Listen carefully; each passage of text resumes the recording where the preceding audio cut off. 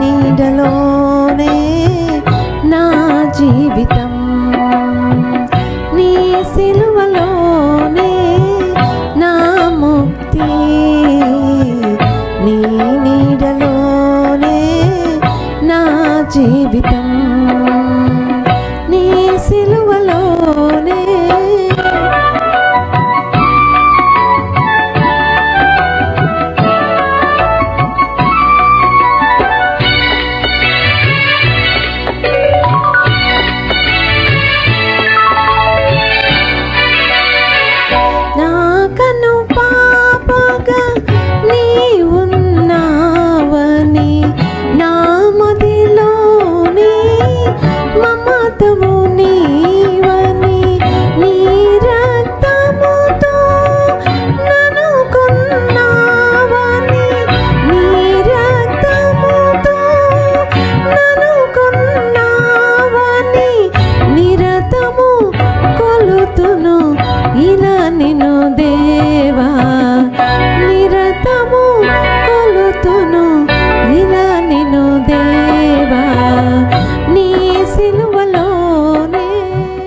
Praise the Lord.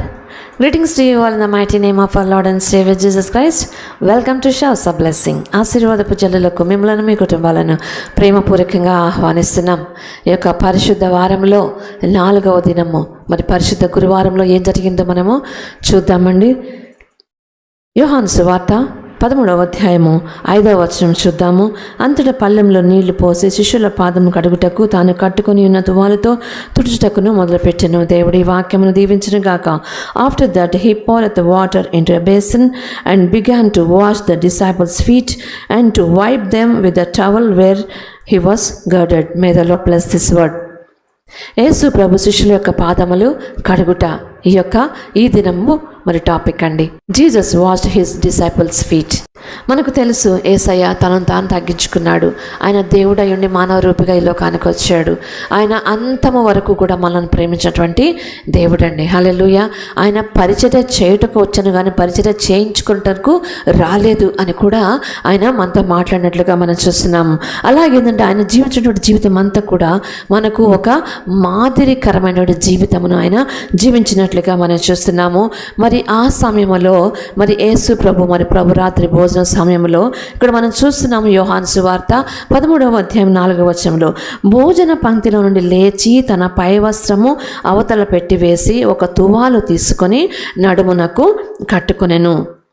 అంతటా పళ్ళెంలో నీళ్లు పోసి శిష్యుల పాదములు కడుగుటకును తాను కట్టుకొని ఉన్న తువాలతో తుడుచుటకును మొదలు పెట్టాను. చూడండి, ఆయనలో ఉన్నటువంటి తగ్గింపు. ఆయన మరి భోజన పంక్తిలో కూర్చున్నటువంటి సమయంలో ఆయన లేచి ఆయన నడుమునకు ఒక తువాలు కట్టుకున్నాడు.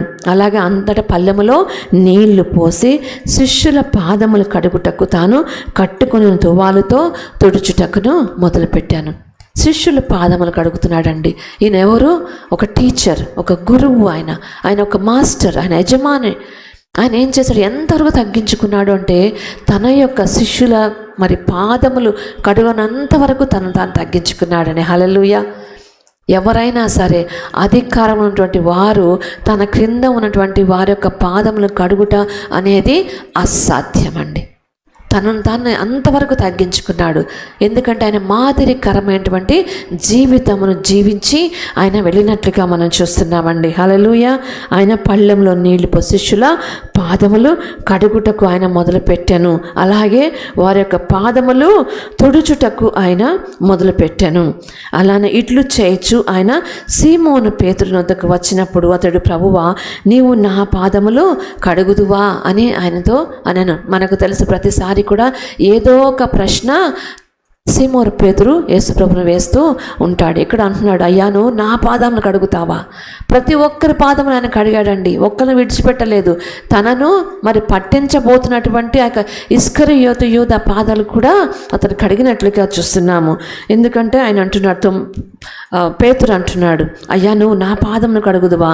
అందుకు యేసు, నేను చేయుచున్నది ఇప్పుడు నీకు తెలియదు కానీ ఇక మీదట తెలుసుకుందువని అతనితో చెప్పగా, పేతురు, నీవెన్నడూనూ నా పాదములు కడుగరాదని ఆయనతో నేను. అందుకు యేసు, నేను నిన్ను కడుగునెడల నీతో నాకు పాలు లేదనెను. నేను ఒక్కసారి కానీ నీ పాదములు కానీ కడగకుండా ఉంటే మరి నువ్వు నాతో నువ్వు కలిసి ఉండవు, మరి నాలో నీకు ఎటువంటి పాలు కూడా ఉండదు అని చెప్పినప్పుడు మరి అంటాడు పేతురు, అయ్యా నా కాళ్ళు మాత్రమే కాదు నా శరీరం అంతా కూడా నువ్వు కడుగు, ఎందుకంటే నేను నీలో ఐక్యం అవ్వాలని నేను అనుకుంటున్నానండి. హల్లెలూయా. మనం ఎప్పుడైనా అనుకున్న మాటలా అంత తగ్గింపు మరి స్వభావం మనలో ఎప్పుడైనా ఉందా? మరి మనకు ఎవరైనా సరే మన కింద ఉన్నారు అంటే మరి వారి గురించి మనం ఎప్పుడు కూడా మరి వ్యతిరేకంగానే, లేకపోతే వారిని మరి చిన్నగా మనసుతోనే మనం చూస్తూ ఉంటామండి. చాలా మీన్గా వాళ్ళ గురించి ఆలోచిస్తూ ఉంటామండి. కానీ యేసయ్య అట్లా కాదు. తనతో పాటు మరి తను ఎవరికైతే బోధించాడో, ఎవరికైతే రక్షణ మార్గం చూపించాడో వారి యొక్క కాళ్ళు కడిగి తాను సంపూర్ణంగా మరి అర్పించుకున్నట్లుగా చూస్తున్నాం, తగ్గించుకున్నట్లుగా అటువంటి తగ్గింపు మనసు మనం అందరం కూడా కలిగి ఉన్నాం. వారితో మాట్లాడాల్సిన అవసరం నాకు లేదు, నా స్థాయి ఏంటి వాళ్ళ స్థాయి ఏంటి అని మాట్లాడేటువంటి మరి మనుషులు ఎంతోమంది ఉన్నారండి. మరి అటువంటి ఆలోచన ఒకవేళ ఉంటే యేసు ప్రభు వైపు మనం చూద్దాం.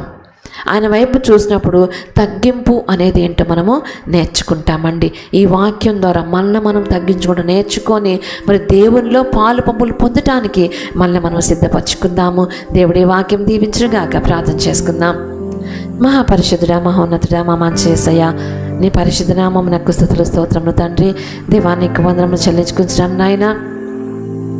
ఈ ఉదయకాల సమయంలో షౌస్ ఆఫ్ బ్లెస్సింగ్స్ ద్వారా మీరు మాతో మాట్లాడున్న దేవానికి వందనములు ప్రభా. పరిశుద్ధ గురువారం నా ప్రభా నా తండ్రి మీరు చేసినటువంటి కార్యం ప్రభ మేము ధ్యానించుచున్నాము యేసయ్య. అవును ప్రభ నా తండ్రి నన్ను తగ్గించుకున్నావు యేసయ్య. శిష్యుల పాదం ప్రభ నువ్వు కడిగావు యేసయ్య. అలాగే నా తండ్రి తువాలతో వరకు పాదములు తుడిచావు నాయన ప్రభ నా తండ్రి. అటువంటి మరి తగ్గింపు మనసును ప్రభ నాకు అలాగే వీడు చూసిన వారందరికీ కూడా మీరు దయచేయవలసిందిగా వేడుకొనొచ్చు ప్రభా. మేము నీ యొక్క బలను సమీపించేటప్పుడు ప్రభ నా తండ్రి ఎవరి మీదైనా ఏమైనా కోపం కానీ ద్వేషం కానీ ఉంటే ప్రభ వాటన్నిటిగా మేము తుడిచివేసి ప్రభ నా తండ్రి తగ్గింపును కలిగి నీ వంటి మనసు మేము కలిగి ఉంటూ ముందుకు సాగటానికి మీరు మాకు సహాయం దయచేయవలసిన వేడుకొనొచ్చు. యేసు పరిశుద్ధ నామములో ప్రార్థించి వేడుకొంచున్నాం తండ్రి. ఆమేన్, ఆమేన్.